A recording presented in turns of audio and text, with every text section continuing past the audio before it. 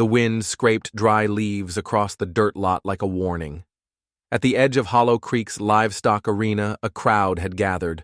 Ranchers in weathered boots, auctioneers in bolo ties, teenagers leaning against rusted fences, all drawn by a single name and a single promise: Franklin Cross. And today, the billionaire wasn't here to buy, but to test. $1 million, he announced, his voice slicing through the crisp October air like a blade.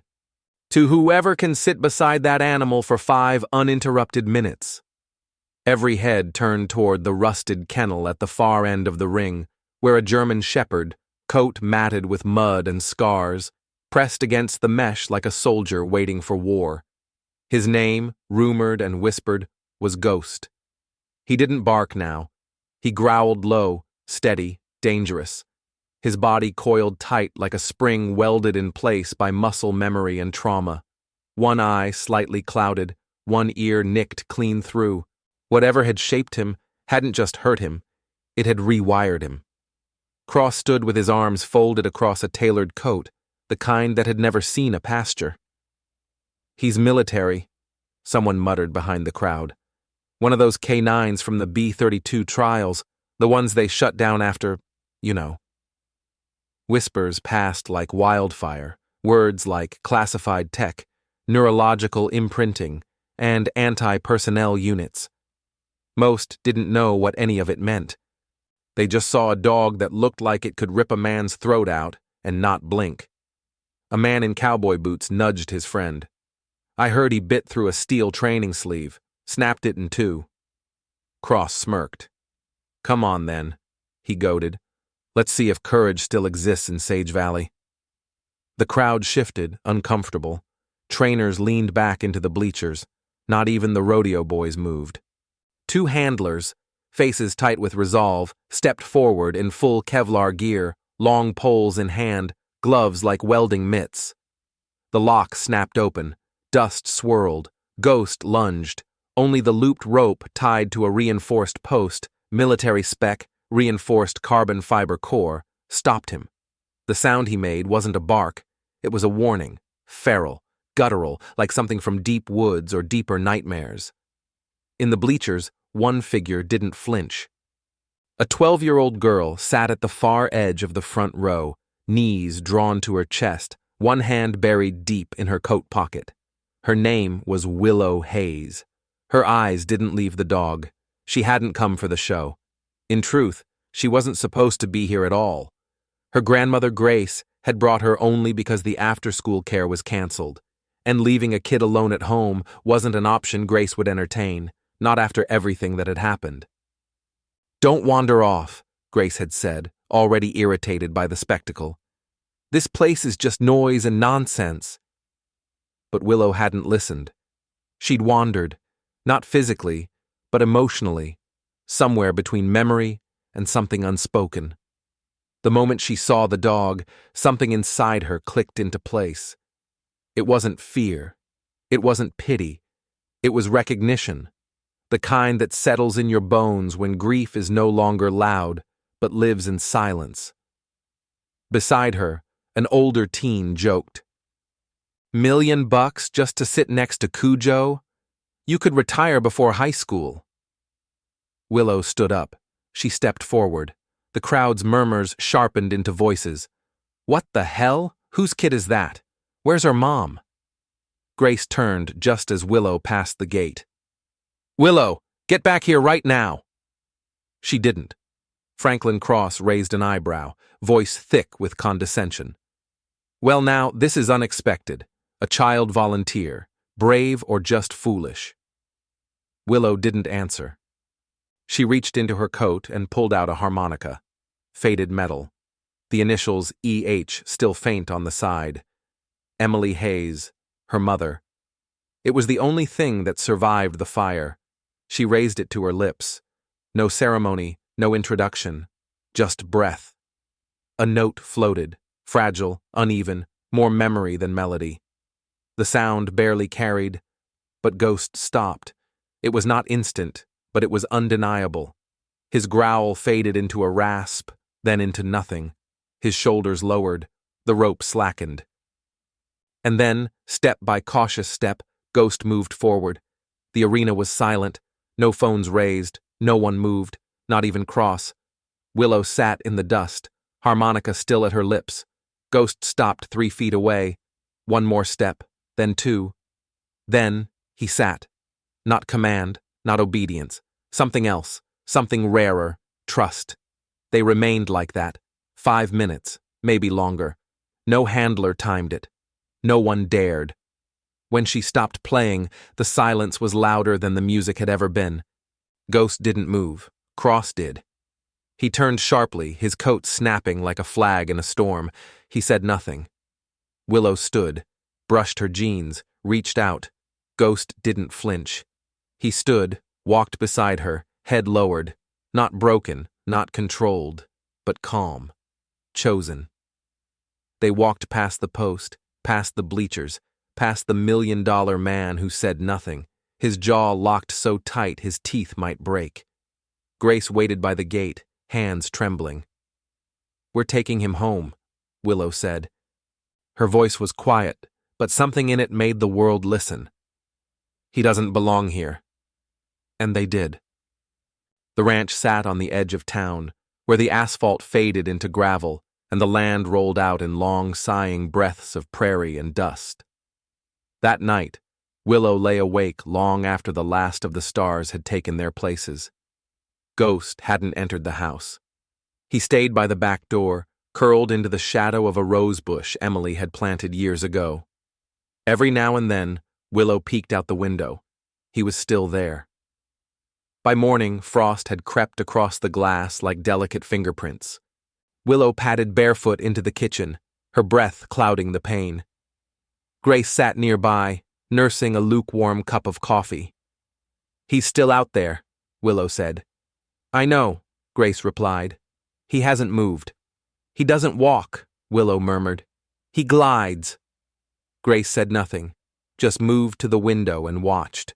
Ghost paced the edge of the fence line, not erratic, not anxious, just deliberate, like he was patrolling memory itself. Later that afternoon, Willow found him near the thicket behind the barn. She crouched down, not speaking, just watching. "You move like a ghost," she said softly. "And your eyes, they look through people, like you already know how they end." He didn't react, but he didn't walk away. She smiled.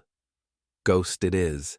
That evening, Cross's office was lit only by the flicker of a paused video. He watched the footage of Willow and Ghost over and over, his face blank.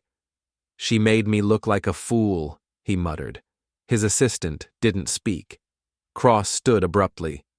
"Schedule the demonstration, final day of the state fair. I want every rancher, every investor, every handler in that arena." He glanced once more at the screen, at the girl with the harmonica and the beast that chose her over fear. "This time," he said coldly, "we show them what real control looks like." And somewhere, back at the Hayes Ranch, Willow sat cross-legged in the barn, harmonica in her pocket, Ghost dozing in the hay behind her. She didn't need $1,000,000. She needed time and silence and the space to listen. If you've ever felt like someone finally heard you after all the noise, drop a 1 in the comments. This isn't just a story. It's a beginning. The tires of Grace's pickup crunched over the gravel like brittle bones, the sound hollow under the weight of what rode in the truck bed. Ghost lay still, not tranquil, just waiting. Always waiting, coiled like a question no one dared answer. Willow sat in the passenger seat, silent, her hands resting in her lap, the harmonica tucked safely inside her jacket pocket. She didn't glance back. She didn't have to. She could feel him.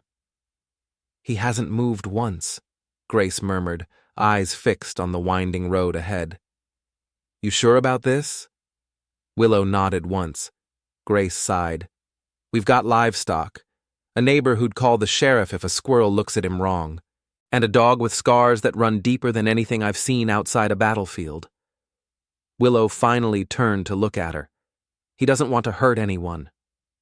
"And you know that because he didn't eat you at the auction?" I know, Willow said, the finality in her tone leaving no room for debate. They turned off Route 17 and onto the long dirt path leading to the ranch. Fences lined with rust and wild sage marked the land's edge. The old barn leaned slightly, a posture of tired patience. The house beyond it stood small but sturdy, like Grace herself. When they parked, Ghost still hadn't moved. Grace hesitated before stepping out. You open that gate, she said, voice low, and this becomes real. Not a headline, not a miracle. Real. You understand? Willow climbed out slowly. The air smelled of frost and hay and something older, something like memory. She walked to the back of the truck, unlatched the tailgate. Ghost rose with the slow grace of a creature who had learned every movement the hard way. He didn't jump out. He waited. Willow stepped back, giving him space. Ghost hopped down without a sound.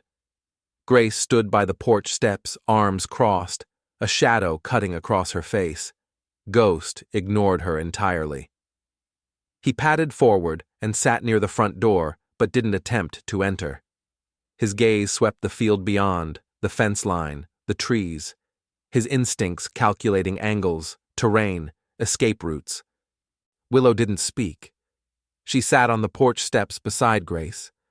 They watched him for nearly an hour. He's scanning, Grace said eventually. Willow nodded. I think it's automatic, like he's been trained for something. Tactical. Grace tilted her head. Like a soldier. Like one who was never supposed to come home. Ghost lay down slowly, head resting on his paws, but his eyes stayed open. Always open. That night, Willow left the back door open. Just a little. By morning, frost clung to the windows, turning each pane into a quiet canvas. Grace stood in the kitchen, staring at the trail of paw prints across the porch. They stopped at the door and turned back. He didn't come in, she said. Willow, still in pajamas, carried 2 bowls, one with kibble, the other with lukewarm water. She set them just inside the door, on the hardwood. Ghost watched from the edge of the porch. Let him decide, Willow whispered. He didn't move. 3 days passed like that. Ghost didn't touch the food, didn't cross the threshold. He drank rainwater from the trough, ate whatever he found in the woods. But at night, he returned. Same spot, same stillness. Grace started keeping the porch light on. I had a dog like that once, she said over dinner. A mutt named Hank. Rescued him from a junkyard. He chewed through my favorite chair, peed on my curtains. But when the tornado came through in '87, he led me to the basement before I even heard the siren. Willow smiled. Difference is, Grace added, Hank never flinched when I opened a cabinet. Willow's face tightened. I saw him twitch when the screen door slammed, she said, and when I dropped the kettle lid, his whole body locked up. Grace nodded slowly. Conditioned trauma. He's expecting punishment. Loud equals pain. Willow rose and walked outside. Ghost sat up the moment he saw her, muscles tensing. She knelt 10 feet away and whispered, I won't make you earn food. He blinked. I won't clip anything to your neck. I won't use a leash.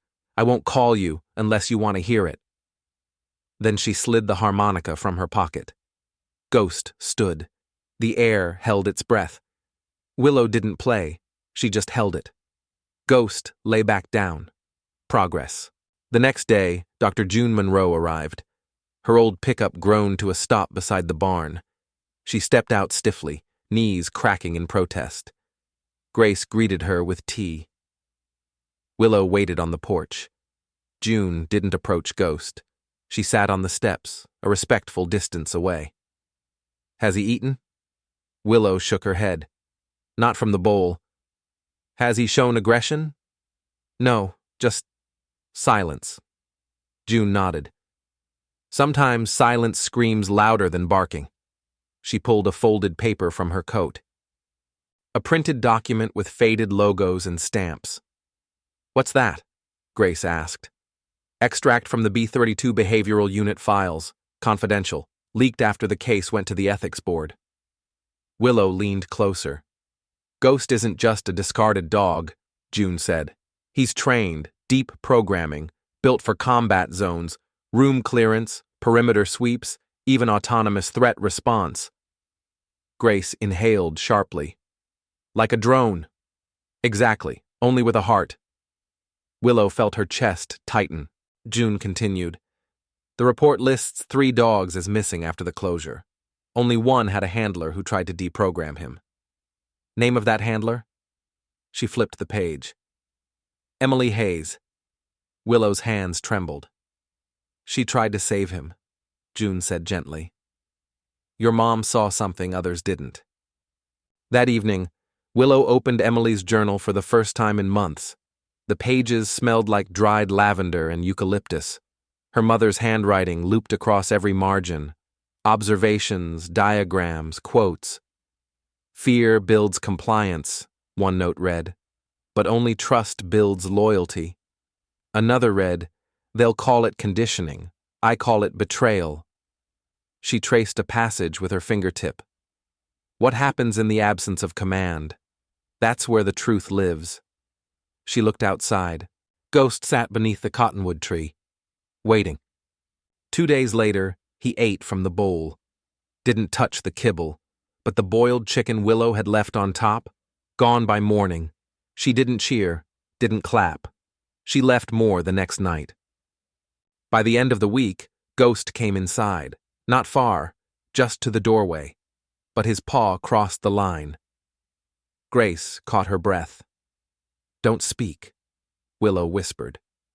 He stayed for 20 seconds, then turned back into the night. But he returned the next day. On Saturday, Willow sat near the barn with her back against a hay bale. Ghost paced 10 feet away. She read aloud, her mother's words, the philosophy of patience, the science of empathy, techniques from failed experiments, what not to do. Ghost stopped moving. He lay down. A full hour passed. She turned a page. His ears flicked. She smiled. That night, Grace pulled Willow aside. You sure you're not training him? No, Willow said. I'm listening. Grace nodded. Then let me listen too. If you've ever felt healing takes time and space, leave a number 2 in the comments. Sometimes patience is the loudest act of love. 2 days later, Ghost followed Willow out to the old paddock. She didn't call him. He chose. That was the moment she knew they'd never go back to normal, because normal had never made room for silence like his. He followed her to the field, lay beside her. She pulled out the harmonica and played. Only this time, he wagged his tail, just once. But it was enough to make Grace cry on the porch, coffee trembling in her hand. At that exact moment, Franklin Cross stood in his private lab, staring at the footage from the auction. His fingers tapped against a data sheet labeled XO-K9, Class Delta Unit, Handler, E. Hayes, Outcome, Insubordinate. He stared long and hard before muttering, still malfunctioning, but not broken. His assistant appeared in the doorway. State Fair's confirmed. We've got the main arena. Good, Cross said. Let's remind them who built these animals in the first place. He turned back to the screen, paused it on the frame where Ghost touched his nose to Willow's hand. Every system has a reset button, he whispered. Even this one.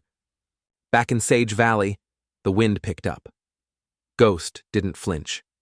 He moved closer to Willow as the sky darkened above them. She rested her hand on his back, and he didn't move away. Not this time. The night Emily Hayes died, the wind had torn shingles off the barn roof and scattered ash across the valley like confetti from a funeral no one attended. Willow didn't remember the smoke or the sirens. What she remembered was the silence that came afterward, how loud it was. Now, months later, that same wind returned, softer this time, brushing against the old boards of the ranch like an apology. Inside the house, Willow sat cross-legged in front of a battered wooden chest that smelled faintly of eucalyptus and thyme. Her hands hovered above its contents: photographs, veterinary notes, sketches, even receipts from outdated dog tracking collars. But it was the journal that drew her fingers every time. She opened it again. Emily's handwriting curled like vines across the pages, loose, urgent, poetic. Some lines were scrawled in the margins, others took up full pages. It wasn't just a log, it was a map of thought. Control is not leadership. Compliance is not connection. What they built in Lab B32 was never meant to be loved, but I loved him anyway. Willow exhaled slowly, tracing the words. Her thumb paused on a page marked with a coffee stain and the faint imprint of a paw. Beside it, a note in all caps.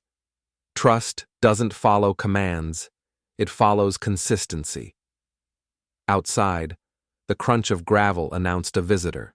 Moments later, the door creaked open and Grace's voice followed. She's back. Willow didn't need to ask who. Dr. June Monroe stepped into the kitchen like someone returning to the scene of an unfinished sentence. Her boots were dusty, her coat heavy with mountain chill, and her eyes, those steady, unreadable eyes, settled first on Willow, then on the journal. You opened it, she said softly. Willow nodded. June lowered herself into the chair opposite. Grace handed her a mug of coffee without asking how she liked it. They all knew. Same as always. Black, lukewarm, and mostly forgotten. How long did you know? Willow asked. June glanced toward the window, where Ghost paced along the fence line like a sentry. I suspected. Back when I treated Emily's shoulder. She wouldn't tell me how she got the bruise, but she kept glancing at that dog like he was both the cause and the cure.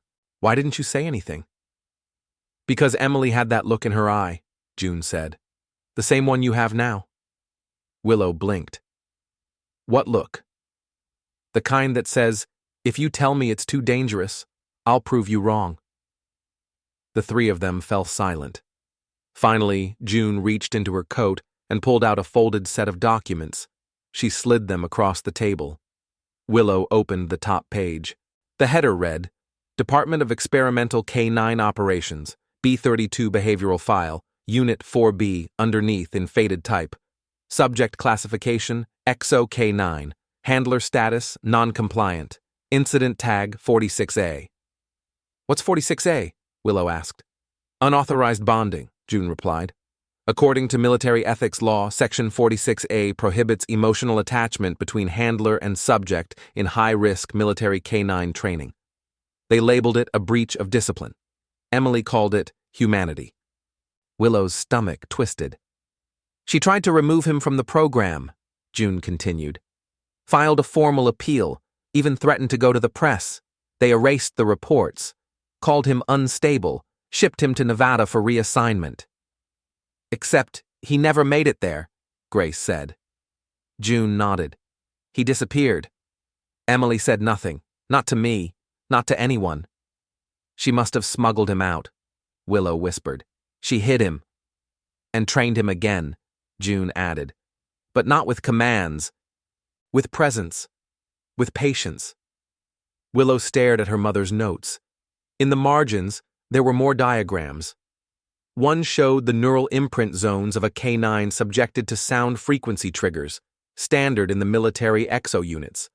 Another page outlined how to reverse such imprints using harmonic frequencies. Mom used the harmonica, she murmured. Not as a trick, as therapy. It makes sense, June said. B32 used high-frequency shock and white noise to control behavior.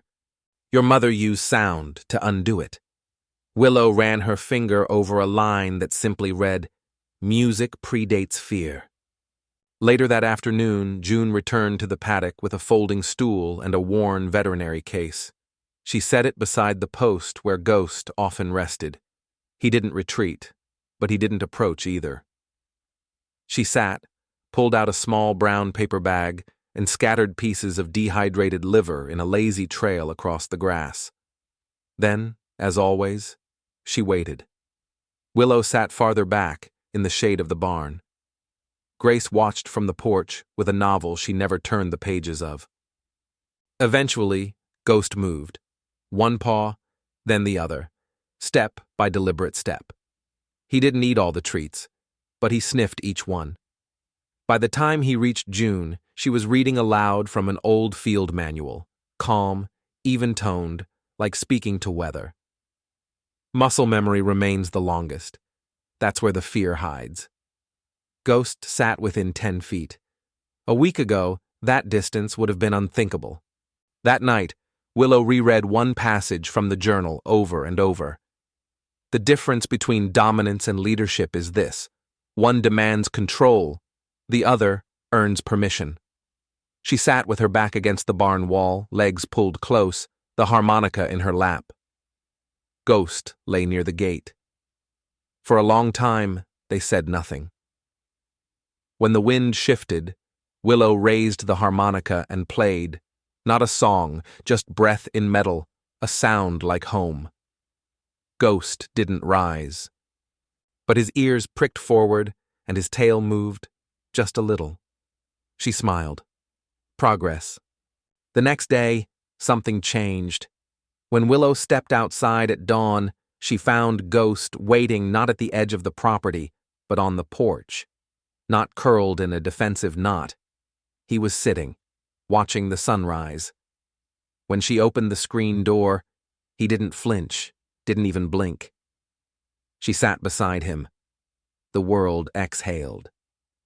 If you've ever felt healing comes not with noise, but with stillness, drop a 3 in the comments. Sometimes the quietest moments are the loudest proof of change.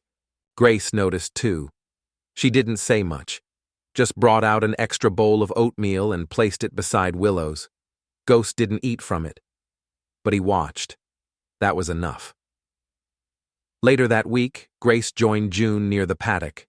She didn't kneel, didn't call out. She just stood with a mug of coffee and said, "My daughter used to talk to horses like they were people. Maybe she knew something we didn't." "She knew a lot we didn't," June said, "and she paid for it." Grace didn't respond, just sipped slowly. But not everyone was silent. In town, whispers had started. That the dog was from a military lab. That the girl was training it for a protest. That they were planning something bigger. The rumors reached Franklin Cross's office by the end of the week. He watched the news segments, regional, then national. A girl, a dog, a miracle. He clenched his jaw. "They're calling her the dog listener," his assistant muttered. "She made a weapon look like a pet," Cross snapped. "Do you know what that means?" "She made you look wrong," the assistant said quietly. Cross's smile didn't reach his eyes. Schedule the demonstration, the final day of the fair. Back on the ranch, Willow sat in the barn again, flipping through the final pages of the journal. Near the end, a page had been bookmarked with a folded photograph. Emily crouched beside Ghost, back when he was younger, his fur less scarred. They were smiling. That night, Willow took the photo and placed it on her nightstand. She didn't sleep much, just watched the shadows move and listened to Ghost breathing near the doorway. Still awake, still watching, still choosing to stay. Across the valley, Cross was preparing. He wasn't planning another offer. He was planning a statement. No one expected the girl to go first. Not the ranchers in pressed flannels and dusted boots, leaning forward with arms crossed like judges in a silent courtroom. Not the breeders with their polished leashes and dogs that stood as straight as soldiers. Not even the children perched on their parents' knees, sipping cider and letting cotton candy stick to their fingers. Certainly not Franklin Cross, standing beneath the sponsor banner with his smile sharpened like a blade. But Willow Hayes stepped into the arena before anyone else had even tied their shoes. The autumn fair's main ring was packed, every bleacher brimming with expectation. The sky above Sage Valley hung in a near-perfect blue, flecked with circling hawks and drifting clouds, as if it too had come to watch. Willow didn't wear a vest. She didn't bring a treat pouch or a clicker. She didn't even hold a leash. She just had her hands in her jacket pockets. and one harmonica tucked close to her heart. Beside her, Ghost walked like he always did now.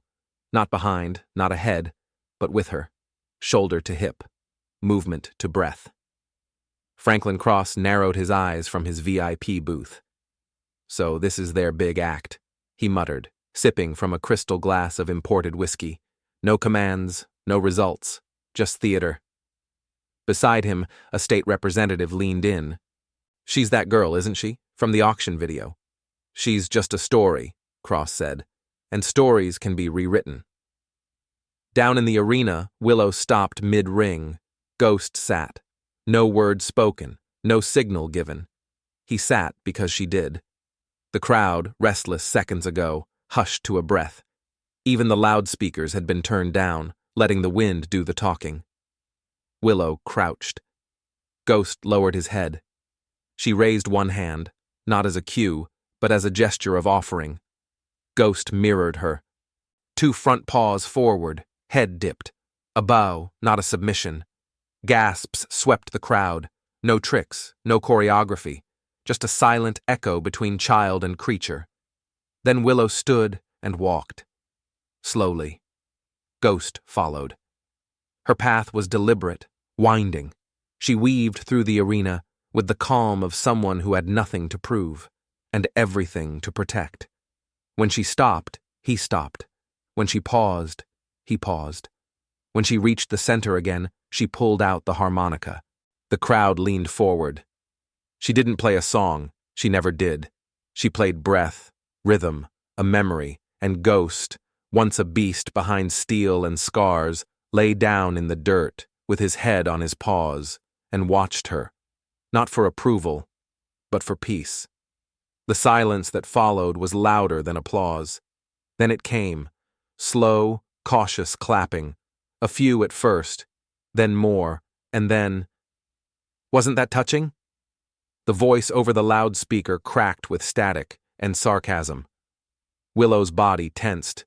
And now, the announcer continued, please welcome a demonstration from our headline sponsor, Mr. Franklin Cross himself.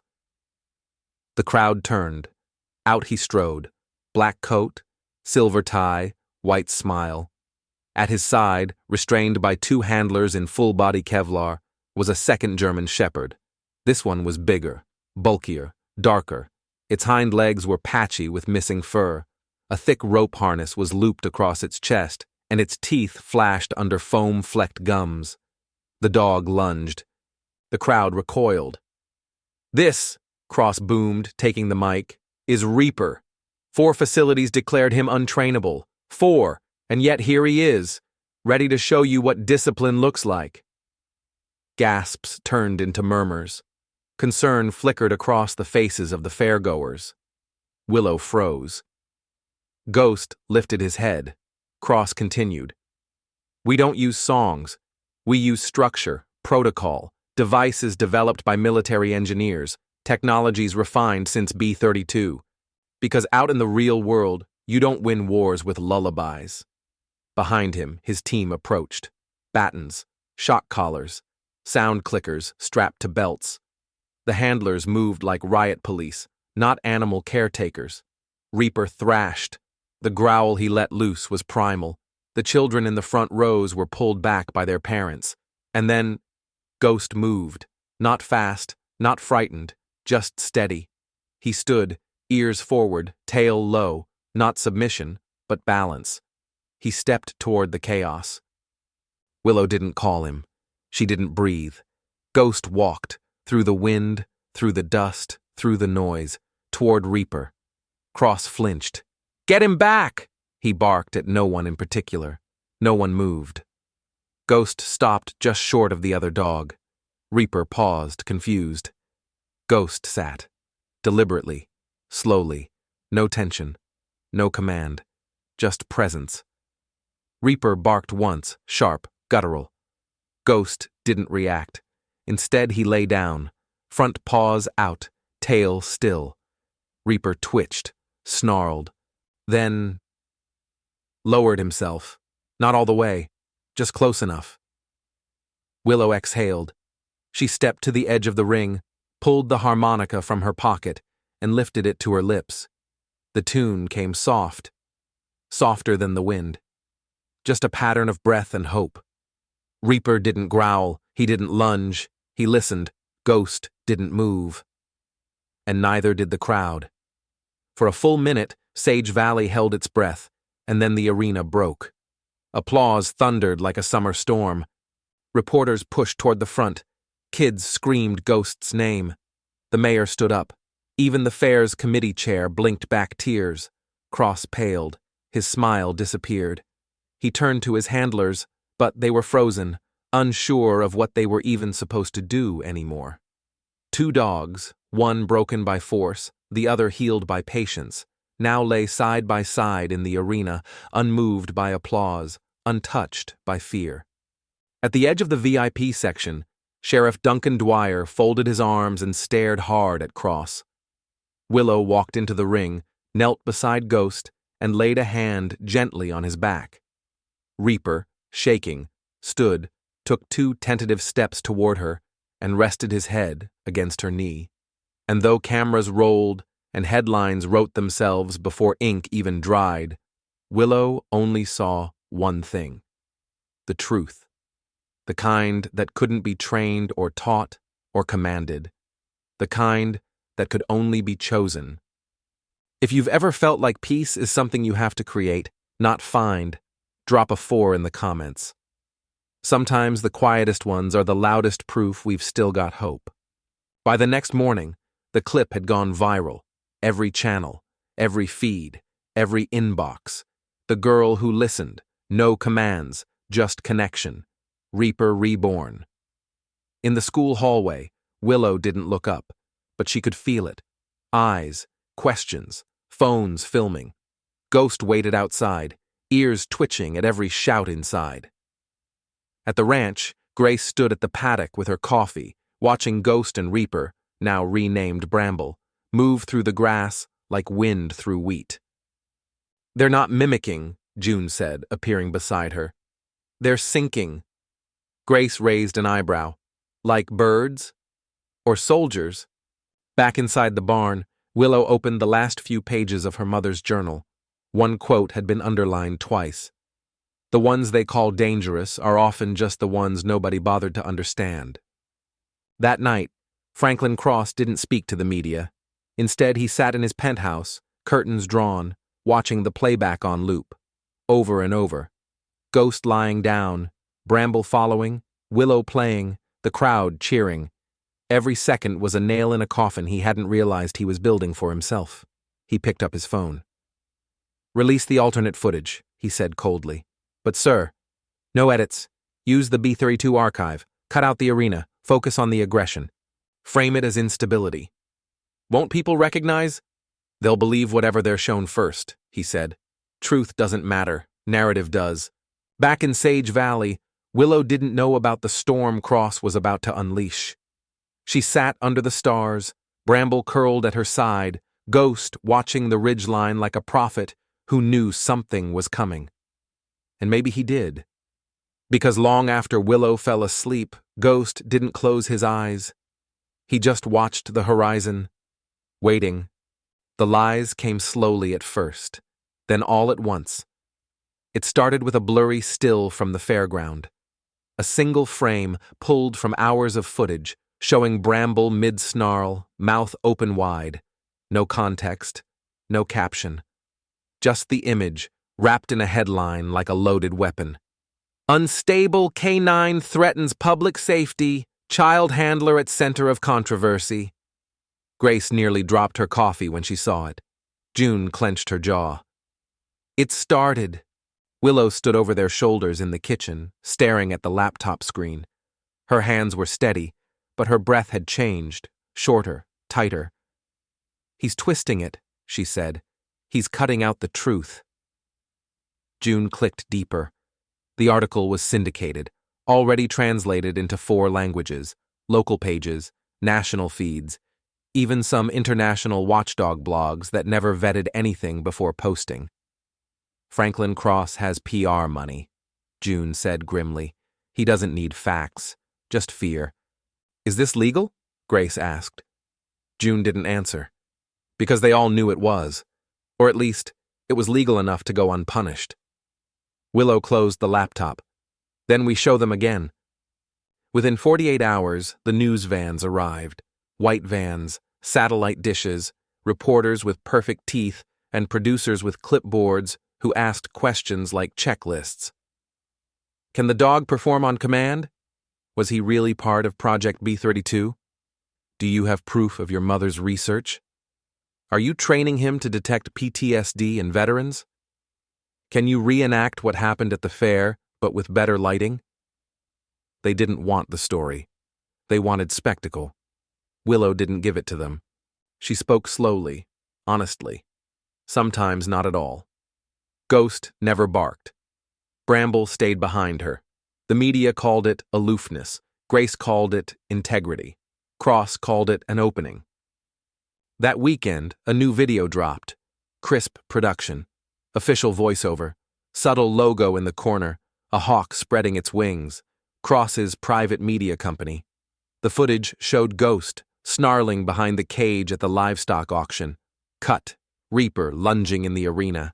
Cut. Willow's harmonica. No sound. Just slow motion. Overlaid with words. This is not healing. This is manipulation.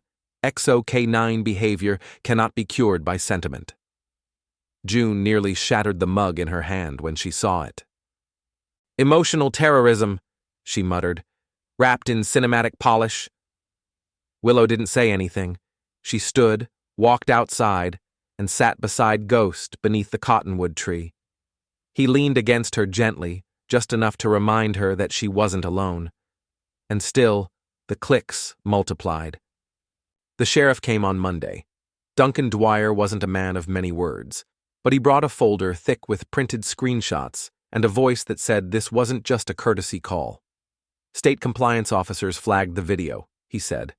There's talk of oversight, potentially a review of your custody rights, of both dogs.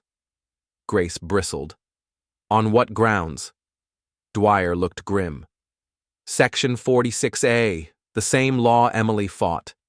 Willow's pulse hammered in her throat. That's a military ethics clause, June said, not a civilian statute. Cross has friends in policy, Dwyer replied.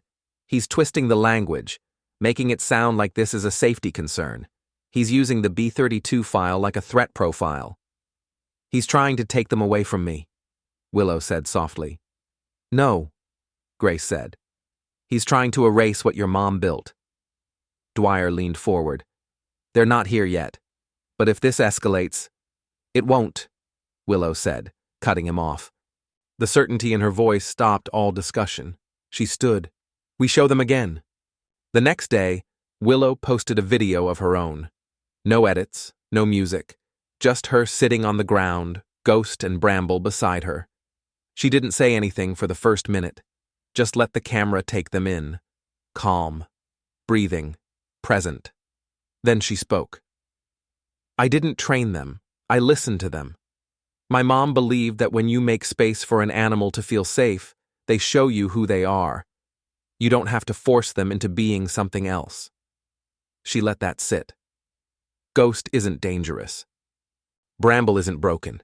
They were just made to be afraid. And fear, when it's all someone knows, looks a lot like aggression. The video was 5 minutes long. It was shared 9,000 times in the first 2 hours. By midnight, it was everywhere. A senator reposted it with the caption, "Empathy is not a weakness, it's a skill." A veterans group added, "She gets it," and more importantly, so do the dogs. By morning, Willow's inbox was flooded, but so was Cross's. "Damage control," he barked. "Now." His assistant didn't flinch. "It's getting out of our hands." "Nothing is out of my hands," Cross snapped. "Schedule a roundtable, medical experts, behavioral specialists. Get me that ex-commander from B32. We might be crossing federal boundaries." "Then blur the lines," Cross hissed. "Do I need to remind you what's at stake?" The assistant said nothing, just typed. At the ranch, Willow noticed something new. Letters, not emails, not DMs, letters, piles of them, From veterans, from teachers, from kids who stuttered, from prisoners, from parents of autistic children. Each letter carried the same heartbeat. I saw myself in that dog. Some were typed, some handwritten, some smeared with tears. Grace read them aloud in the evenings. Willow collected them in boxes, labeled by state. By the third week, the offers started. Not just media, tech companies, biotech startups, military research firms. They wanted to study Ghost, scan him, track his cortisol, fit him with biometric monitors to analyze progress. Willow refused them all. Ghost is not a prototype, she told one CEO. He's not a redemption arc for your quarterly earnings. Grace raised an eyebrow. That's my girl. June came over one morning with a single-page document. What's this? Willow asked. A subpoena, she said. From the Office of Advanced Defense Research. Cross lobbied them to label Ghost as property under military jurisdiction. Willow felt something crack inside. They're trying to reclassify him? Yes, June said, as government asset gone rogue. Like a drone, Grace whispered. Like a liability, June corrected. That night, Willow sat on the porch, harmonica in hand. She didn't play it. She just stared at the stars. Ghost rested his head on her foot. Bramble lay beside him, chest rising and falling in rhythm. You hear that? She said softly. They don't think you're real anymore. Just something built and broken and waiting to be retrieved. Ghost didn't move. But I know better. If you've ever had to defend someone just because the world refused to see what you saw, drop a 5 in the comments. Sometimes love means standing still when everything else is trying to push you away. 3 days later, the hearing was scheduled. An emergency injunction, state-level review, filed under Military Property Preservation Clause, the kind used to protect satellite parts, drone prototypes, and exo-K9s. Dwyer called personally. I'll escort you.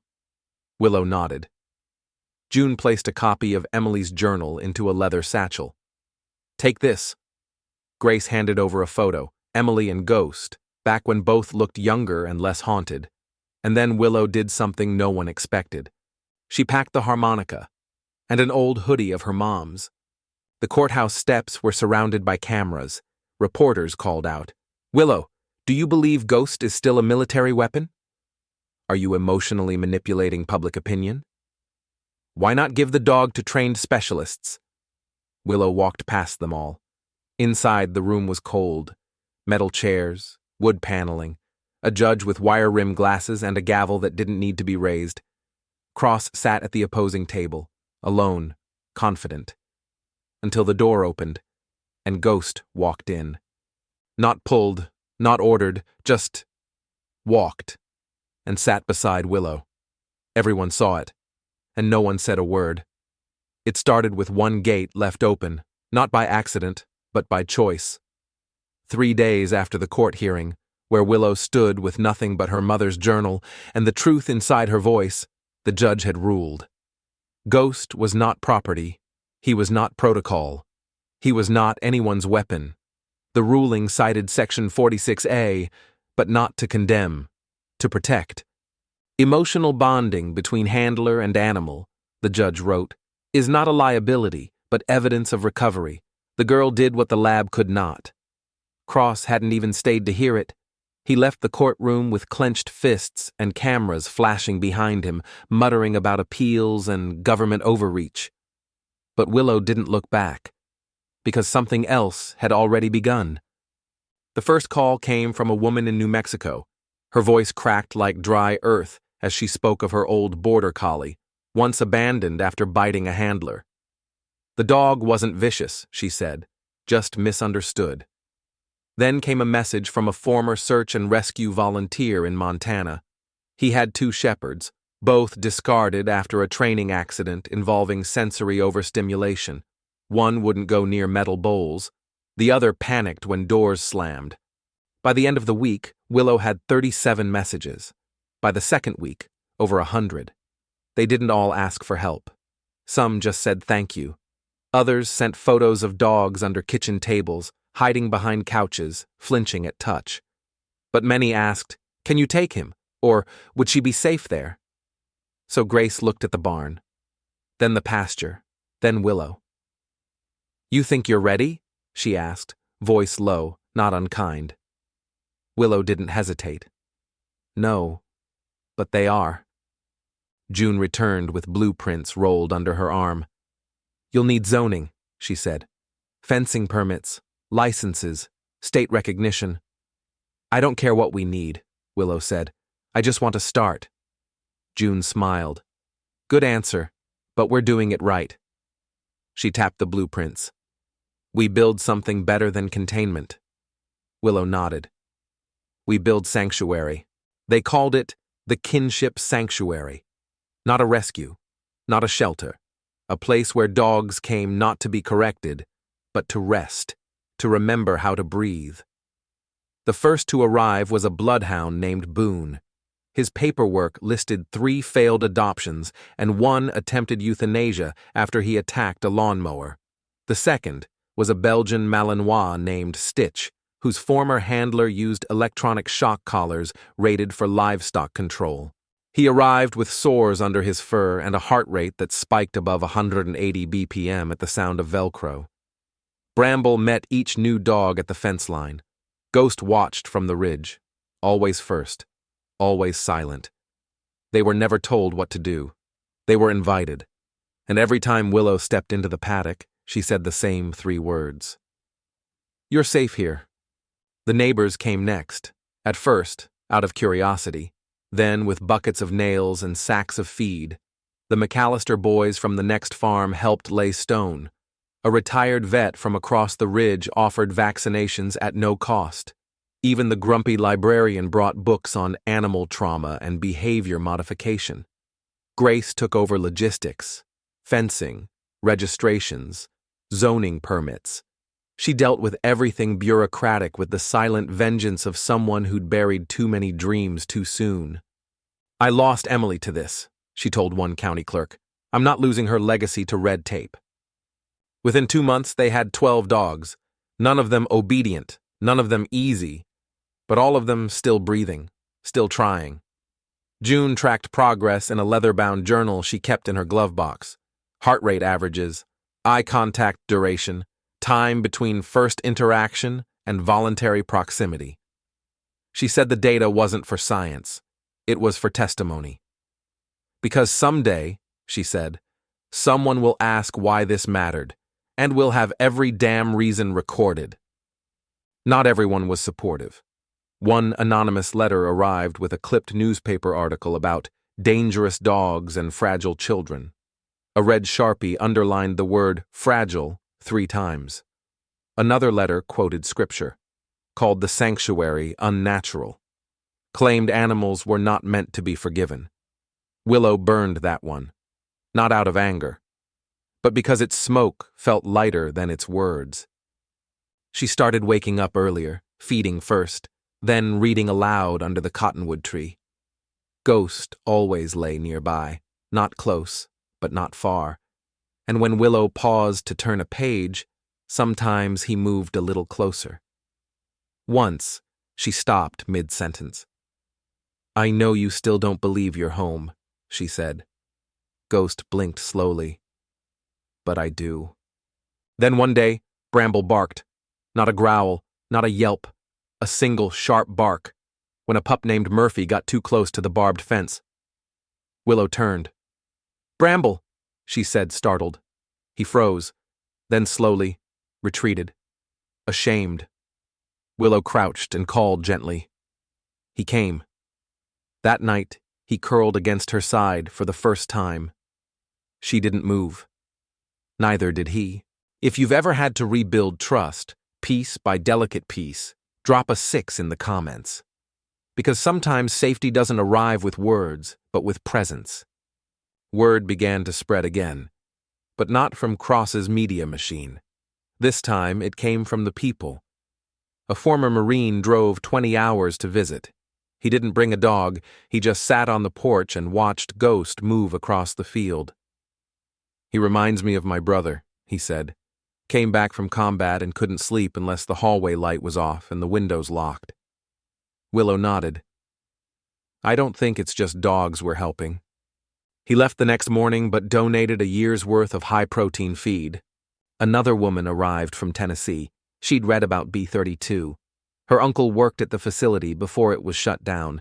She said there were rumors about experiments with sonic deterrents, neural imprinting devices, even implant trials that triggered adrenaline under stress. She said the term they used in the reports wasn't dog, it was unit. Willow asked if she could see the files. The woman handed her a USB drive. I kept copies, she whispered, for when someone finally cared. That night, Grace, June, and Willow gathered around the old laptop. Inside the folder were scanned documents, technical specs, behavior trials, failures, reports labeled conditioning error, handler interference, and emotional override event 6B. And in one file, faded and pixelated, was a photo. Emily, with Ghost, labeled unauthorized rehabilitation attempt, handler E. Hayes, unit designation 4B.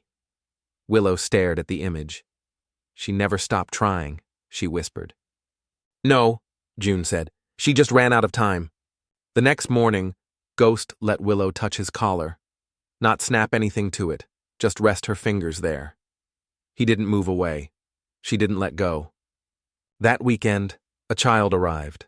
6 years old, silent, recently adopted. She didn't speak, not even to her new parents. Her name was Riley. She sat in the field near Ghost. Didn't touch him, didn't speak, just hummed. A soft, looping tune. Ghost didn't flinch, didn't look away. He lay beside her. That afternoon, Riley's mother cried in the barn. He hasn't sat beside anyone since the fire. Willow placed a hand on her shoulder. Sometimes, she said, it's not about what they lost. It's about who's still willing to sit with them in the middle of it. The photos began to shift. No more viral moments, just glimpses of healing. Dogs sleeping in sunbeams, people sitting cross-legged in grass, volunteers brushing coats without reaching for leashes. Sanctuary, not silence, but a different kind of quiet. The last photo in Willow's phone that night was one June had taken. Willow, asleep under the cottonwood. Ghost and Bramble on either side. Not guarding, just staying. But not all shadows had left. Cross's appeal had reached Washington. Not the courts, but the funding agencies. He had framed the sanctuary as a rogue operation mishandling federally flagged biological assets. And one agency had started asking questions. The Department of Technological Oversight and Civil Risk Management, DTOCRM. They didn't call first. They just arrived. It wasn't the black SUV that made Willow pause. It was the way it moved, slow, steady, without its usual arrogance. Less like a machine of intent, and more like something carrying weight too heavy to name. The dust it kicked up didn't swirl with purpose. It sighed. She had just finished feeding Murphy and Boone when she saw it pull up. Ghost, who rarely lifted his head for anything mechanical, stood. Not alarmed, not eager, just aware. Grace stepped out of the barn, hay in her sleeves. Her brows furrowed. That's Cross's car. June leaned on the porch rail. He wouldn't come himself. He didn't, Willow murmured. But someone did. The passenger door opened. A young man stepped out, tall, dark blazer over a collared shirt, envelope clutched in one hand like it was burning through his skin. He looked nothing like Franklin Cross. But he looked like someone who knew him better than most. Caleb Cross. Willow didn't move to greet him. He walked slowly, unsure of his footing, not on the gravel, but in the moment itself. She met him halfway down the lane. Ghost flanked her, not with tension, but with quiet resolve. Caleb stopped a few feet away. "This is for you," he said, voice low. He wrote it before the stroke got worse. Willow's lips parted, but no words came. "I was told to deliver it in person." He handed over the envelope, thick, edges softened like it had been opened and closed again and again. She nodded. He looked past her, toward Ghost. "He's different," Caleb said. "Even I can see that now." She didn't respond. He turned to leave, but paused. "For what it's worth," he added. "I'm sorry he didn't get there sooner." Then he was gone. Inside the barn loft, Willow sat where her mother once journaled during storms. The envelope trembled in her hand. She peeled the seal gently like it might bruise. Inside, a single letter, folded neatly, and beneath it, a legal deed, stamped, notarized, complete. She set the deed aside and opened the letter. "Willow, by the time you read this, you'll have done more than I ever allowed myself to believe was possible. You see, I knew your mother was right long before I admitted it. But when your entire identity is built on being the man who knows better, humility feels like erasure." Emily saw something in those dogs. In that one dog. I called it fantasy. She called it a fracture worth mending. I tried to overwrite what she built. Not because I didn't believe in her, but because I feared I was no longer relevant in a world she could heal and I could only measure. You made me look like a fool in public. But in private, I already knew I had failed long before the first headline ever printed. So I'm doing the only thing left that still means something. I'm giving it back. The land. The silence. The piece of my empire I carved too close to the heart of yours. No conditions. No headlines. No brand equity. Tell your grandmother I'm sorry. Tell Dr. Monroe she was right to walk away when she did. But most of all, tell Ghost, thank you, FC. Willow folded the letter slowly. She didn't cry. Not yet. She placed the letter in the drawer beneath her harmonica. Then she looked at the deed. It was for the tract of land east of the sanctuary, untouched meadow that rolled down toward the creek, backing up against the ridge. Perfect for expansion, or simply for freedom. The next morning, she stood at the fence line as the sun bled gold across the horizon. Ghost stood beside her, not pressed, not leaned, just there. She didn't speak, neither did he, but something had shifted, not just in land ownership, in legacy. The volunteers gathered later that day. She made no announcement. She simply handed Grace the deed. Grace read it twice, eyes misted, jaw tight. Then she whispered, "He finally got out of his own way." June arrived with a rolled sketch. "I think we know what to build next. A second paddock. No fencing this time. Just natural barriers, trees, stream, wind. An open field to reintroduce trust to movement. They called it Echo Meadow." That night, Willow sat by the fire pit. She held the harmonica but didn't play. Across the fire, Ghost stared at the flames. "You know," she said softly, "he used to call you a mistake." Ghost didn't blink. "But now, he calls you a lesson." The flames cracked. "You taught a man who built weapons how to listen." The news came 2 days later. Franklin Cross had suffered a second stroke. He was alive but silenced, paralyzed. His legacy, his voice, was now frozen in time.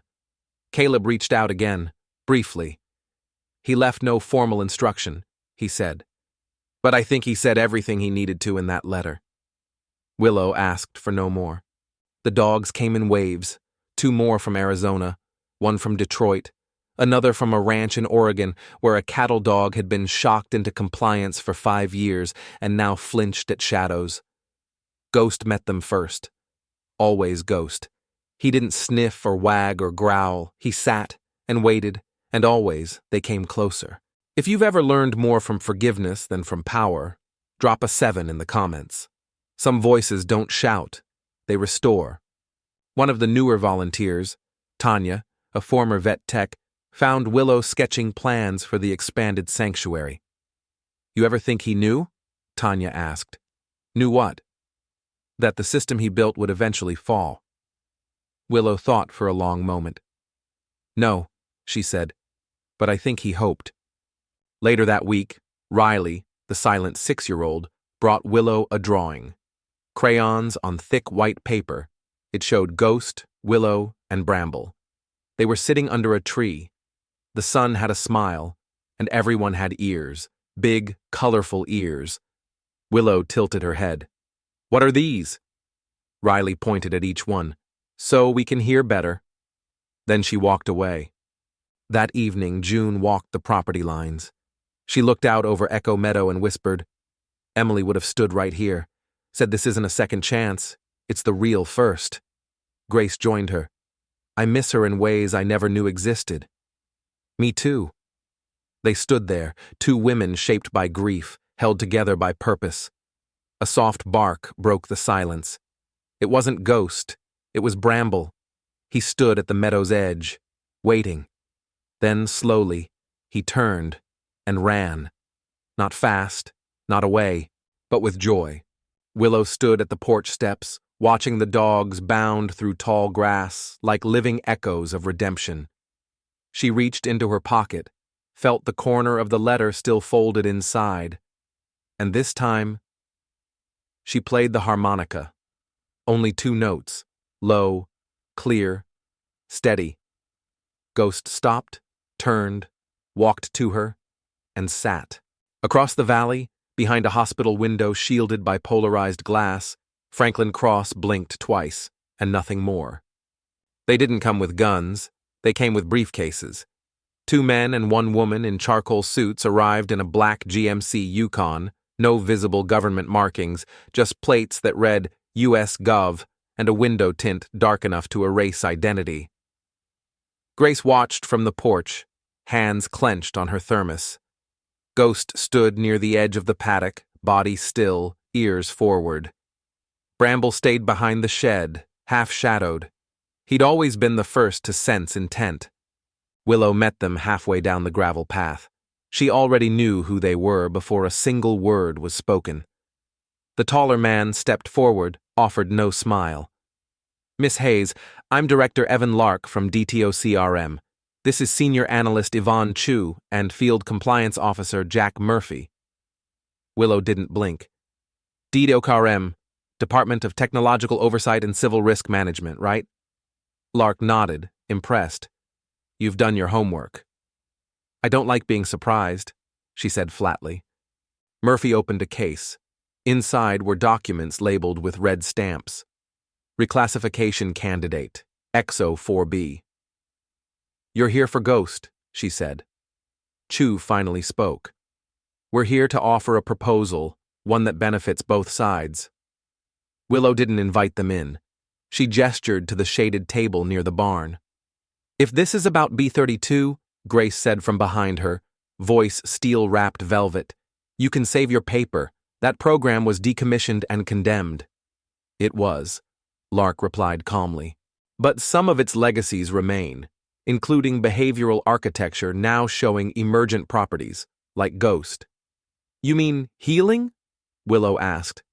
"We mean replicable outcomes," Chu said. June appeared from the barn, wiping her hands on a towel. "Replicable outcomes?" she repeated. "What exactly are you proposing?" Lark laid out a typed document. Willow scanned the header. "Proposal for Joint Research Initiative. Adaptive Canine Intelligence Reclamation, ACIR." Her stomach turned. "You want to take him back into research?" "No," Chu corrected.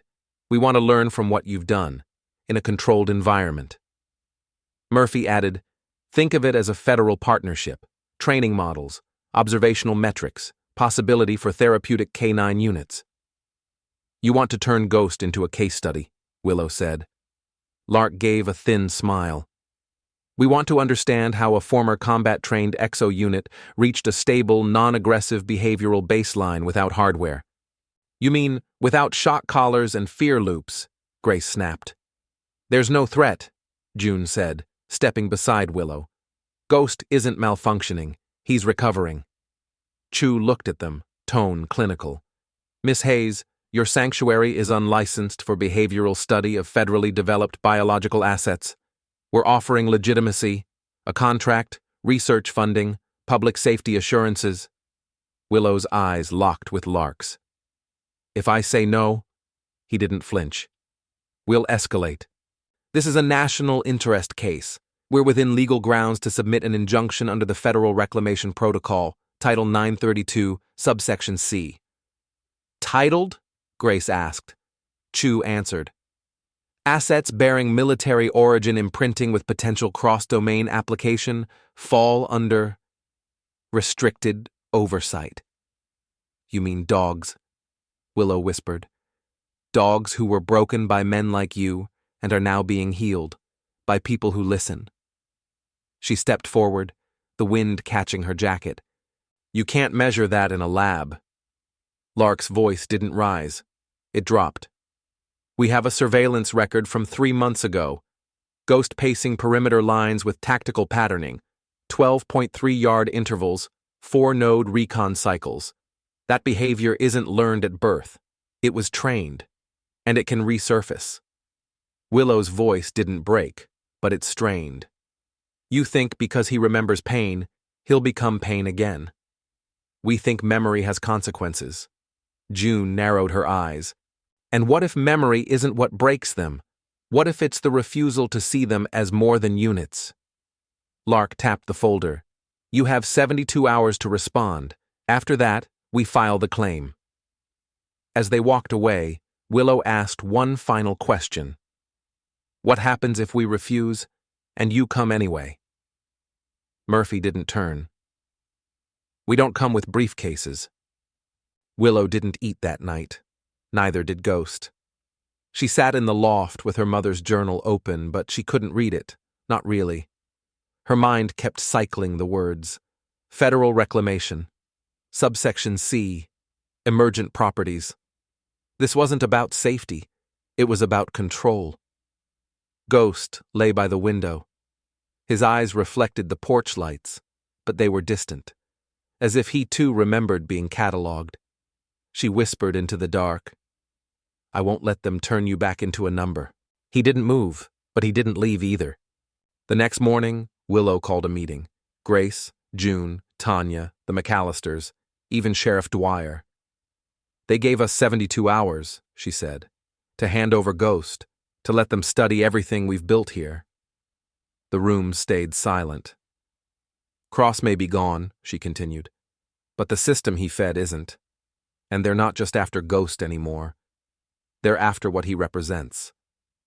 June unfolded a map.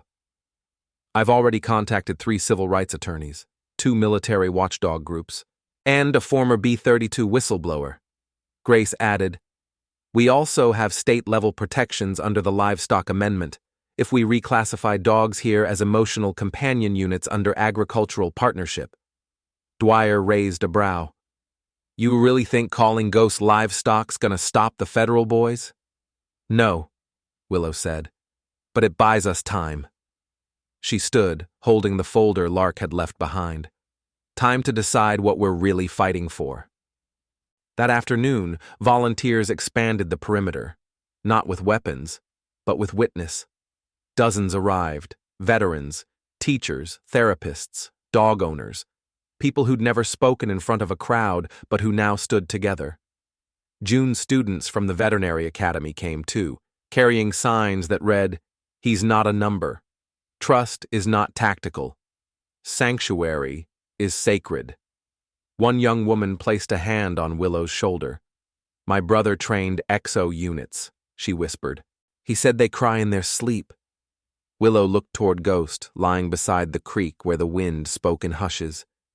He doesn't cry anymore, she said. He just listens.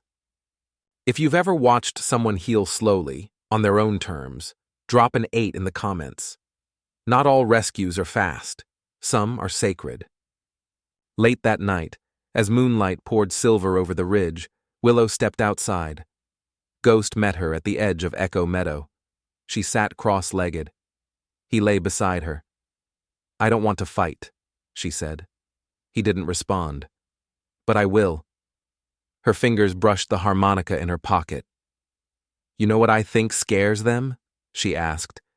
That we never raised our voices. Just then, headlights. 3 of them, cutting through the dark like blades. They weren't black SUVs. They were military green, marked, visible. Grace burst through the door, eyes wide. "They're early." Willow rose. June grabbed her phone. "I'll record everything." Sheriff Dwyer stepped onto the porch, badge flashing. "You sure about this, kid?" Willow met his gaze. "Yes." She walked down the path, Ghost at her side. The vehicles stopped 10 yards out. A uniformed officer stepped out, holding a clipboard and a radio. He didn't look hostile. He looked confused. "I'm here on order of Command Directive 711 Delta," he said. "But it's not what you think." Willow frowned. "Then what is it?" He held up a manila folder. "A counter-proposal." June stepped forward, startled. "From who?" He handed the folder to Willow. She opened it. Inside, typed on official letterhead, was a one-page order. "Effective immediately, DTO-CRM is to cease acquisition of K9XO4B. Subject is under protected civilian custody. Authorized by Caleb Cross, executor of Franklin Cross Holdings." Beneath that, a handwritten note. "Consider this my father's final act. Keep building what he couldn't. CC." Willow stood frozen. Ghost leaned into her leg, and somewhere inside her, the storm quieted. But only for a moment, because now the world was watching, and not all eyes came with understanding. Some came with fear, some with greed, and some with blueprints. It started with silence, too perfect, too still. Willow had always trusted the wind. In Sage Valley, it was the one thing that never lied. It rustled truth through the leaves, rattled secrets against windows. But tonight, it said nothing. Ghost stood at the edge of Echo Meadow, ears twitching, body locked. Not fear, not flight. Something else, something older. Inside the barn, the new arrivals had just settled. A limping husky from Missouri, a blind shepherd from Texas. The others lay curled in straw, twitching in sleep, safe, for now. Willow stood in the loft, flipping through her mother's journal by lantern light. She was rereading the old entry titled "Commandless Space" when Ghost let out a low, guttural growl. She froze.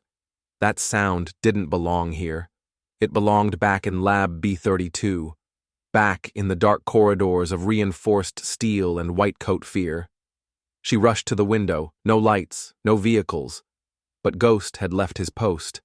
He was moving, fast. Willow grabbed the lantern, bolted down the stairs, her boots slapping against the wood.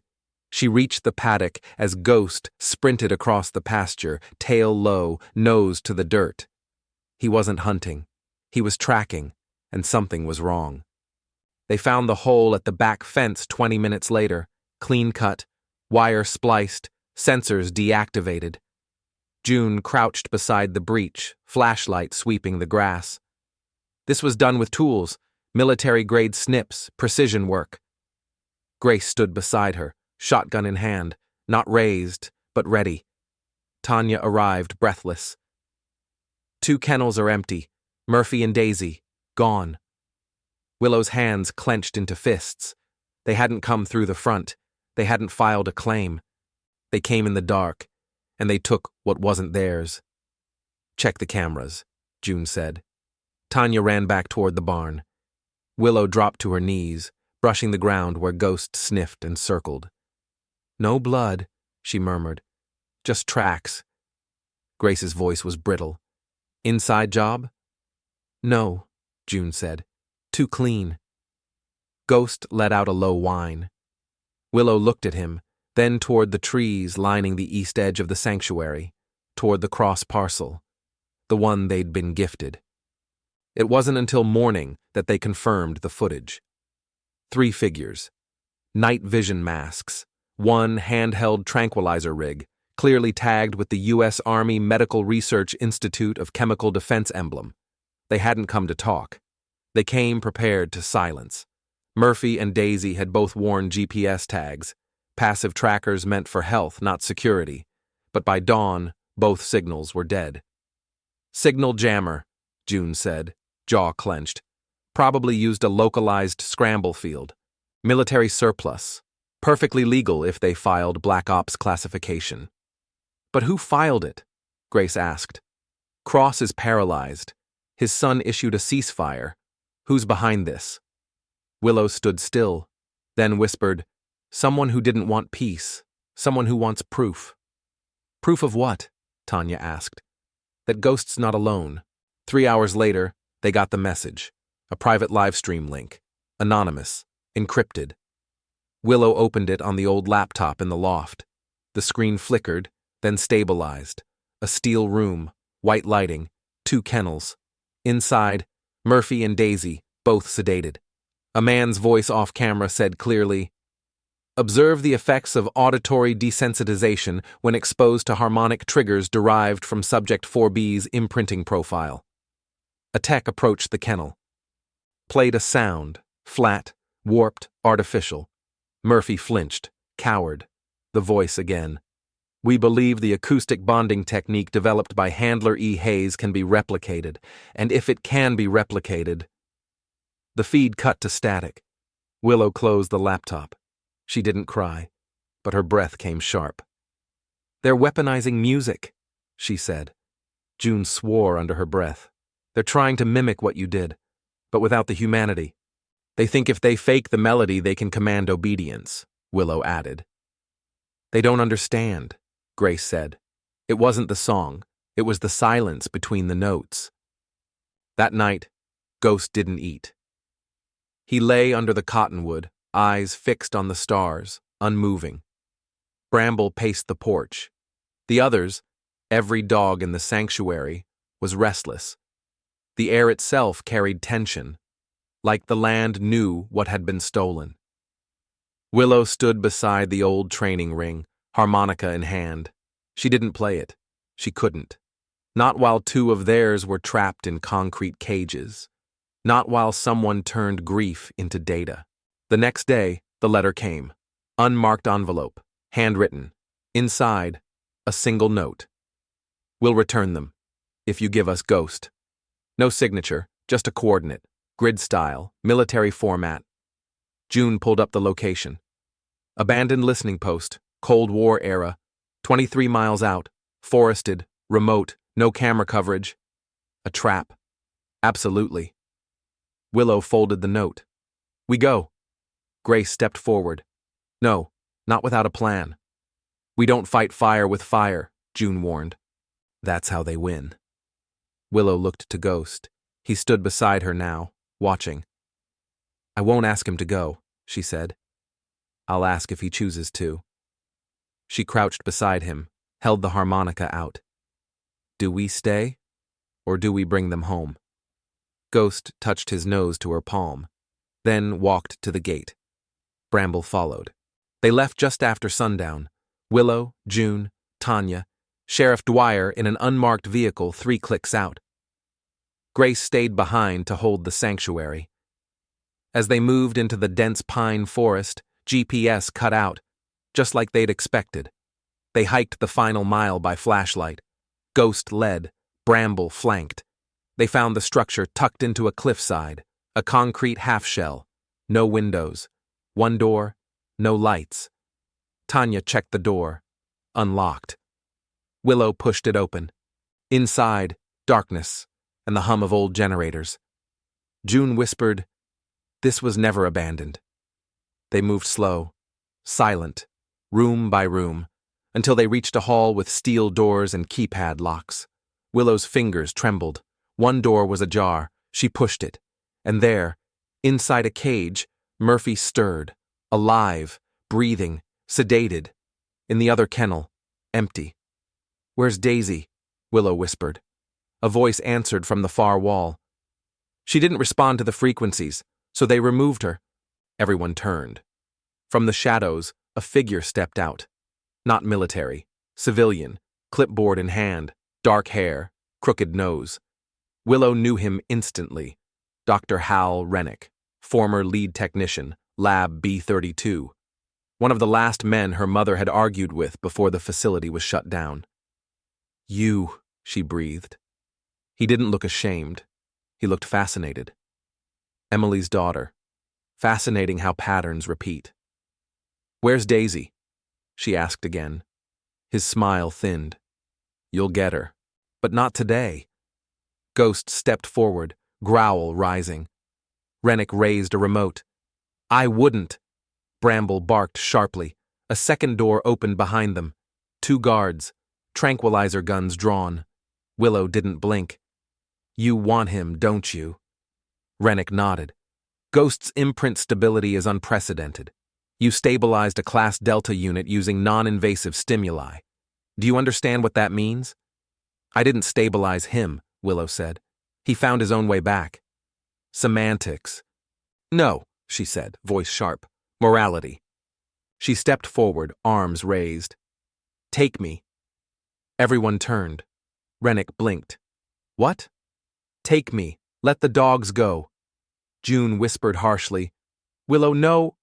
But she stood taller. "You want to test the human variable? Fine. I'm the variable. I'm the control group, the trigger, the anomaly." She reached into her pocket, held up the harmonica. "You want to test its effect? Let me show you." Rennick hesitated, then nodded. "Fine." He gestured to the guards. "Let them go. But keep her." The guards stepped forward. Ghost growled. Willow turned to him and whispered, "Stay."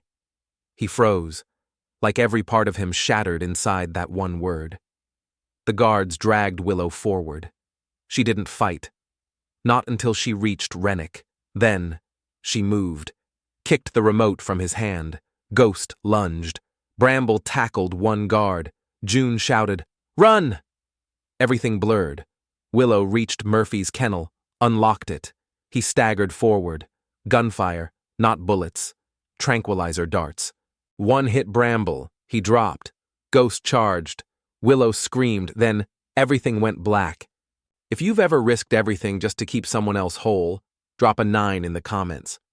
Sometimes the most dangerous thing you can do is stay human. When Willow woke, she was in a chair, strapped in, wrist monitor beeping softly. Rennick stood beside a wall of screens. "Welcome to the new B32, he said.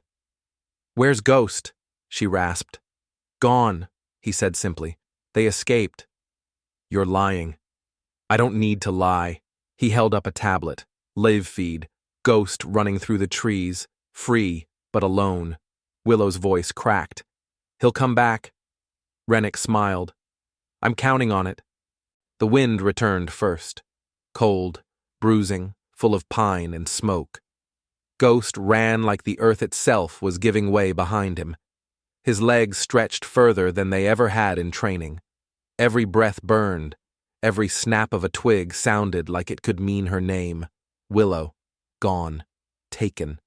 The word didn't register in commands or triggers. It registered in memory. Not the kind B32 installed. The kind Willow created. Soft, patient, real. And now, severed.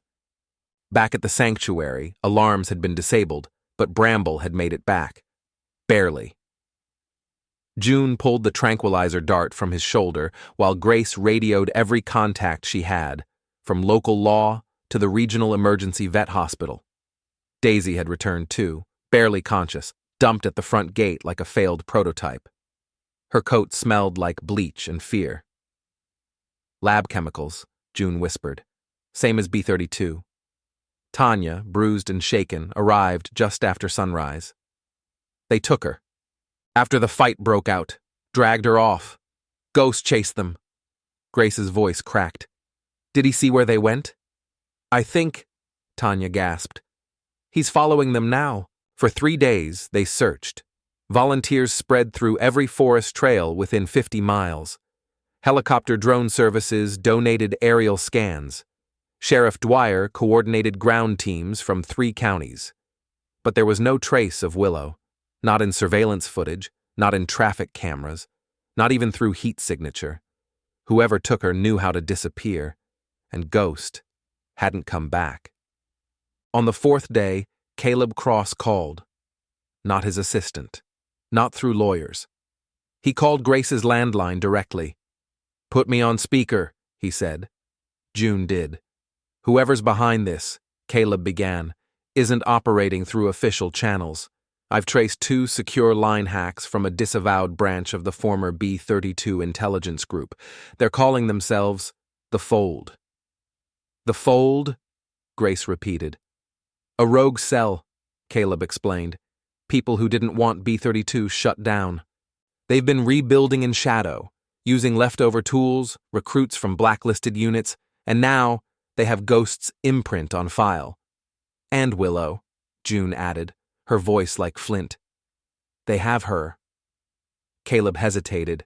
Then, I found an address, a coded entry in one of my father's old files. There's a backup site. Where? Grace asked. Caleb's voice lowered. Utah, military zone, decommissioned testing range, now listed under a private biotech firm, Autism Technologies. June froze. That's the same company that bid on the sanctuary's acoustic research grant last year. Grace looked at the others. We leave tonight. They reached the perimeter of the range just before midnight. The land was flat, hostile, scattered with derelict bunkers and drone towers. But in the center, a dome, metal, reinforced, cold. Beneath it, darkness hummed. Caleb joined them in person. He'd brought more than intel. He brought clearance codes. Some of these doors were built for nuclear-grade containment, he warned. If she's in there, we only get one shot at extraction. Inside, it felt like walking through someone else's dream, or their nightmare. Willow's harmonica lay on a table. Next to it, a file. Her name at the top. Underneath, variable subject, class, soft override. She was being studied, like a frequency, like a weapon. Ghost found her first. He slipped through a side corridor unnoticed, tail low, teeth bared. His nose found the trace of her scent in seconds. She was inside a glass enclosure, sedated but alive. Monitors beeped, wires trailed, as if they were trying to map emotion. Ghost stood at the glass. The guard in the corner didn't notice until it was too late. The growl came first, then the shatter, then chaos. Willow woke up to the sound of alarms and a warm nose pressing into her palm. Ghost, she whispered. He didn't move. He just stayed. Bramble was next, followed by June and Tanya, armed with only bolt cutters and their bare hands. Grace found the control panel and began tearing through files. Copy everything, she ordered Caleb. We'll let the world see what they've done. Caleb hesitated at one document. Grace, he said quietly, you should read this. It was a project directive, dated before Franklin's stroke. In the event Subject 4B achieves emotional synchronization without stimulus reinforcement, proceed with Phase 3, Harvest. June stepped back. Harvest what? Neural schema, Caleb said. They weren't just observing Ghost. They were trying to clone what made him trust. Willow staggered upright, gripping the harmonica from the table. They didn't want to learn how trust worked, she said. They wanted to manufacture it. They blew the server, not with fire, with light. Every hard drive exposed to UV purge. June sprayed acetone into the fan bays. Caleb pulled the backup power relays. In 6 minutes, everything that could be erased was, and then they ran. Not from fear, from freedom. At the edge of the desert, as dawn rose, Willow turned and saw the dome crack. Not physically, but metaphorically. Because behind them, it no longer mattered what they built inside. What mattered was what they took back. If you've ever had to walk back into the dark just to pull someone out, drop a 10 in the comments. Healing is never safe, but it's always sacred. They returned to the sanctuary like veterans of a silent war. No reporters, no headlines, just soil and breath and light. Ghost didn't leave Willow's side for 2 days. Bramble slept curled at her feet. June burned the last printout from Orlin. Grace planted lavender at the north gate. No one spoke of the fold, because silence was safer. But deep in the shadows of a digital server in Eastern Europe, a file reopened. Labeled 4B, sublabeled Phase 4. public interface protocols, and someone typed 3 words into a field. Begin next phase. It was the silence before the gavel that told Willow this wasn't just a hearing, it was history. The federal courthouse in Denver hadn't seen this kind of crowd in years. The gallery overflowed. Press lined the walls like ivy on a crumbling monument. Screens flickered. Phones hovered. Outside, protesters carried signs. Some read, "Ghost is not a threat." "Shut down the fold." "Sanctuary is not subversion." Others read, "Classified creatures belong to the state." "Reclaim Exo 4B." "National security isn't emotional." Judge Harrow entered without glancing at the crowd. The room fell still. This wasn't just a legal review. This was the public trial of Ghost. Willow sat between June and Grace, her fingers laced tight. Her harmonica remained tucked inside her coat pocket, silent but heavy. Ghost was not allowed in the chamber. Neither were any dogs. They said it was a disruption risk. Willow said nothing, but her silence carried weight. The prosecutor, Thomas Maddox, began. Gray suit, pressed tie, every sentence rehearsed to the comma. "We're not here to condemn compassion," he said. "We're here to question protocol. What happens when a civilian entity bypasses military governance? When a living, genetically trained tactical asset is kept outside federal regulation?" He called Ghost Exo 4B every time. He never used his name. June whispered, "They're trying to depersonalize him, turn a soul into a serial number." Grace didn't reply. Her jaw was locked tight. Then it was their turn. Willow took the stand. The courtroom held its breath. "My name is Willow Hayes," she began. "And Ghost is not a weapon. He's not a unit. He's not a legacy of B-32. He is a survivor of it." Maddox rose. "Miss Hayes, are you aware that Project B-32 designated Subject 4B as a Class Delta retrieval asset?" "Yes." "And that he was once conditioned under Section 46A protocols prohibiting non-command interactions?" "I'm aware." "Then do you admit that harboring him constitutes a breach of federal handler containment protocol?" Willow looked him straight in the eyes. "I don't harbor him. He chose to stay." The court murmured. The judge called for order. Willow continued. "We never leashed him, never ordered him. He slept by our door because he wanted to, not because he had to. That's not containment. That's healing." Maddox smirked. "And how do you define healing, Miss Hayes?" She pulled her mother's journal from her coat, flipped to a bookmarked page, read aloud. "Healing is not erasing what happened. It's teaching the body that it doesn't have to flinch every time it remembers." Later they called Dr. Hal Rennick. Even shackled, he still looked smug. "They didn't understand what B-32 was trying to build," he said. "Not weapons, not war dogs, interfaces, biotechnological integration of loyalty and command." "You mean obedience," June said under her breath. Rennick continued. "We needed a baseline, a measurable behavioral response to trauma-induced stimuli. Ghost, Subject 4B, was the closest we ever got." "Because Emily loved him," Willow said aloud. Rennick scoffed. "Love is an uncontrolled variable." The crowd gasped. Willow stood. "Exactly. If you've ever had to prove someone's soul was more than data, drop 11 in the comments. Sometimes being human is the most radical act of all." Caleb was next. He provided documents, letters, video files, footage from within the fold. "Much of this was stored under the name of my father," he said. "But the real authors were rogue scientists, people who saw Ghost not as a living being, but as a means of control." He pulled up one last clip, security footage from the Fold's Utah facility. It showed Ghost curled beside Willow, gently nudging her awake from sedation. Not responding to command, just staying. The courtroom held its breath again. Then Maddox tried a different tactic. He called an expert witness. Latie Ryan Marshall, retired military dog handler. Decorated. Direct.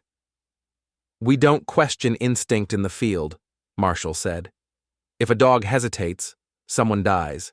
We train that out of them for a reason. Maddox asked, "Do you believe Ghost poses a risk?" Marshall paused. "I believe he was built to. But I also believe he chose not to."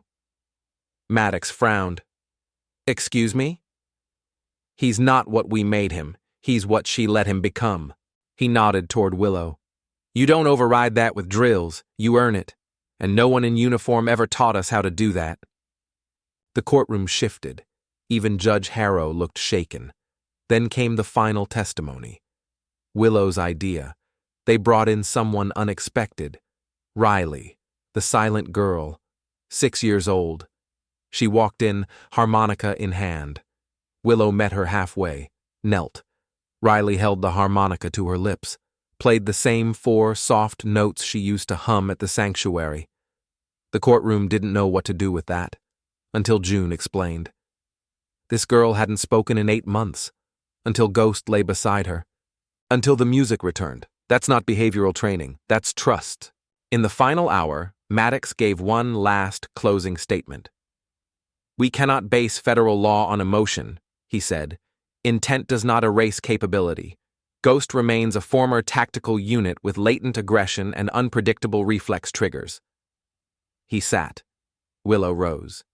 "Then we must redefine capability, because Ghost's greatest power isn't obedience, it's presence." She turned to the judge. "I didn't make him safe. I made him seen." The gavel fell. The room waited. Judge Harrow leaned forward. "I've read every page, every file, every transcript from B32, and I've watched Ghost do something no human in that facility ever managed. Choose restraint." She paused, then delivered the ruling. Subject 4B, legally renamed Ghost, is hereby classified as a rehabilitated civilian companion under Sanctuary Clause protections. Custody remains with Miss Hayes and the Kinship Sanctuary. The courtroom erupted. Applause. Tears. A national headline born in that instant. But amid the relief, Willow's mind stayed with one line from the ruling. Provided that no further behavioral anomalies arise, because she knew better now. The fold was not done, and they weren't the only ones watching. That night, under the cottonwood, she sat with Ghost and Bramble. They said nothing. Just watched the stars. She pulled out her harmonica, played one note. Soft, unfinished. Ghost leaned his weight into her side. And far away, in a boardroom lit by LED and paranoia, a new committee formed. Label, next phase, target, public perception, weapon, hope. No one said the word safe that morning. It felt too fragile, too presumptuous, like naming a wild animal that had only just begun to eat from your hand. But the wind had shifted, and for the first time in a long time, it wasn't carrying fear. It carried something else, something close to peace. The court ruling had rippled through the country like a stone in a pond. Headlines called it a precedent-setting case in civilian rehabilitation of military bioassets. Reporters labeled it the Ghost verdict, the harmonica defense, Section 46A, rewritten. But inside the sanctuary, nothing had changed. The dogs still needed feeding, the gates still needed oiling, the trust still needed tending, especially now, because with visibility came vulnerability, and with Ghost's freedom came surveillance. Willow stood by the pasture fence, watching Bramble move through the tall grass with a slight limp, an old injury from the fold raid. He was stronger now, but not whole, and that was okay, because healing wasn't about erasure. It was about coexisting with the scars. Grace came up the path holding 2 letters. "One's from the Department of Defense," she said. "They're requesting a formal assessment of your methodologies." Willow raised an eyebrow. "As in, they want to study us?" "Under civilian contract. Voluntary participation," Grace said, air quoting. "And the second letter?" Grace handed it over. Willow read the return address. Project SOVRA, Surveillance Oversight and Verification of Rehabilitation Assets. Ironic, June muttered. They create trauma, then monitor the healing like it's an experiment. Willow looked up. We'll give them nothing they can weaponize. Grace smiled. That's my girl. The next few weeks became something between a routine and a reckoning. Journalists arrived, cameras in tow. Some were kind, most weren't. One asked, "Do you consider yourself a scientist?" Willow replied, "No, just someone who listens longer than most people are willing to wait." Another asked, "If Ghost ever turned, would you admit failure?" She stared into the lens. "If he turns, it's because someone forced him back into remembering who he had to be to survive, not who he chose to become." Ghost didn't mind the attention. He simply moved like he always had, like mist hugging the land. But at night, when the noise faded and the volunteers returned to their beds, he curled closer to Willow, not for warmth, but for presence. Then came the foundation. A message from Dr. Clara Monroe. She'd been invited to present at a global ethics symposium on rehabilitation science and behavioral trauma recovery. She declined, then sent her nomination. Willow. "I can't fly to Switzerland," Willow said. "I have responsibilities." Clara smiled over the phone. "You have a story. Let the world hear it before someone else decides how to tell it." Willow glanced out at the paddock. Ghost watched her through the grass, silent, still, unbreakable. In Geneva, she stood at a podium under the carved words, "What we rebuild must first be respected." She began not with a case study, but with a memory. "When I was 12, I saw a dog who looked like he didn't want to be touched, so I didn't touch him. I played a note, and he sat, and that silence was louder than anything I'd ever heard." She held up the harmonica. "It's not music that tames. It's the willingness to wait." She ended with one sentence. "If a dog trained for war can choose not to bite, what's our excuse?" They gave her a standing ovation, but she didn't stay for champagne. She had someone waiting at home. The sanctuary expanded, not in numbers, in purpose. Willow created a library, not of books, but of stories. Each dog had a file, a name, a journey. Volunteers came to learn not how to train, but how to be quiet, how to observe, how to let healing speak first. June hosted seminars. Grace handled logistics. Tanya ran the health station. Caleb funded the first research grant under the name Hayes Legacy Fellowship. And Willow? She still fed the dogs herself, one by one, name by name, scar by scar. If you've ever watched someone rebuild not what they lost, but what they were never given to begin with, drop a 12 in the comments, because some homes are built from choices, not walls. Then, one evening, a boy arrived, 10 years old, no parent in sight. He walked from the highway, shoes torn, backpack zipped tight. When they asked him who sent him, he pointed to a laminated card. It read, "They said you'd understand." Inside the bag, a harmonica and a note. He doesn't talk. He bites sometimes. But I saw the video. If you can help him, help him. They named him Eli. They gave him space. They didn't ask for a story. And eventually, he gave them one. In music. One note at a time. Ghost lay beside him the first time he slept, without clenching his fists. But not all quiet meant peace.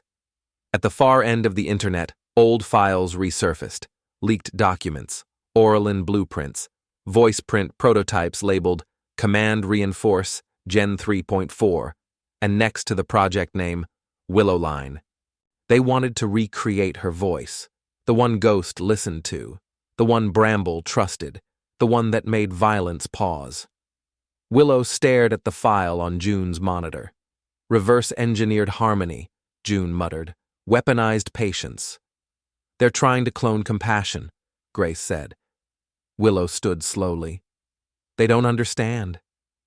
Understand what? Tanya asked. Willow turned to the field, where Ghost watched the wind. that it's not the voice that matters. It's who the voice refuses to become. They doubled their firewall, encrypted every entry. But the threat no longer needed proximity. It needed only a motive. And so, Willow did the most dangerous thing of all.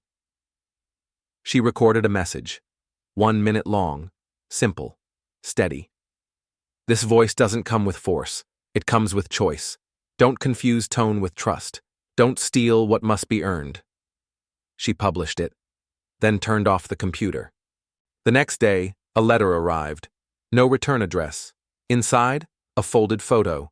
Her mother, Emily, standing in the original B-32 training yard, smiling, holding a leash that trailed off frame.